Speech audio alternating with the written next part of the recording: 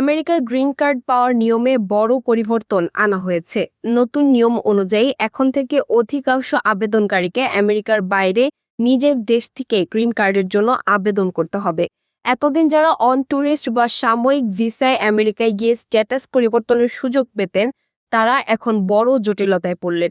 এই কড়াকড়ির কারণে লাখো অভিবাসন প্রত্যাশীর ভাগ্য অনিশ্চয়তার মুখে পড়েছে। এ নিয়ে বিস্তারিত থাকছে নিশাত আফরোজের রিপোর্টে।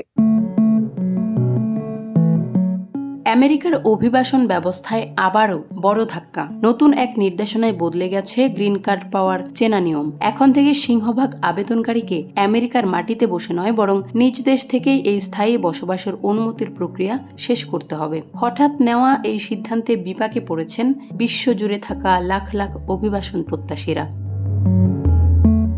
এতদিন অনেক বিদেশি নাগরিকই ট্যুরিস্ট, স্টুডেন্ট কিংবা অন্য কোনো নন ইমিগ্রেন্ট ভিসা নিয়ে আমেরিকায় প্রবেশ করতেন। পরবর্তীতে সেখানে থাকা অবস্থাতেই তারা স্পন্সর বা পারিবারিক সূত্রে গ্রিন কার্ডের জন্য স্ট্যাটাস পরিবর্তনের আবেদন জানাতেন। আইনি ভাষায় যাকে বলা হতো অ্যাডজাস্টমেন্ট অব স্ট্যাটাস। কিন্তু নতুন নিয়মে এই সুযোগ প্রায় বন্ধ হয়ে যাচ্ছে। এখন আবেদনকারীদের নিজ দেশে ফিরে কনসুলার প্রক্রিয়ার মধ্য দিয়ে আসতে বাধ্য করা হচ্ছে।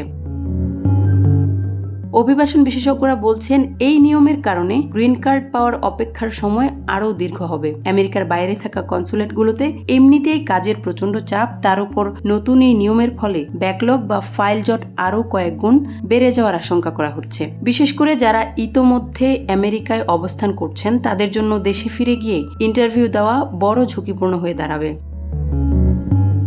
প্রশাসন দাবি করছে, অভিবাসন প্রক্রিয়াকে আরও স্বচ্ছ ও সুশৃঙ্খল করতেই এই পদক্ষেপ। তবে সমালোচকরা একে দেখছেন বৈধ অভিবাসনকে সংকুচিত করার একটি কৌশল হিসেবে। এই নতুন নিয়মের ফলে হাজারো পরিবার বিচ্ছিন্ন হওয়ার ঝুঁকিতে পড়বে, আর স্থবির হয়ে পড়বে অনেকেরই আমেরিকার স্থায়ী নাগরিক হওয়ার স্বপ্ন।